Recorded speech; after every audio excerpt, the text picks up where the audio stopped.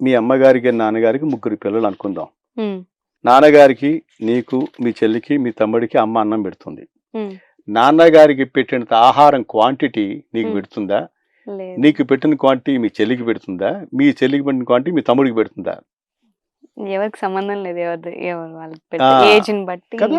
ఉమ్, అమ్మవారికి లక్ష్మి అష్టోత్తర శతనామాలు ఒక పదం ఉంది. ఉమ్, సర్వభూత హిత ప్రదాయై నమః అని మంత్రం ఉంది అమ్మవారికి. ఉమ్, సర్వభూతములకు ఏది మంచో అదే చేస్తుంది ఆ తల్లి. ఉమ్, మరి మీ అమ్మగారే తన భర్త కింద పెట్టి, జ్యోతి కింద పెట్టి, తర్వాత చెల్లి కింద పెట్టి, తమ్ముడి కింద పెట్టింది.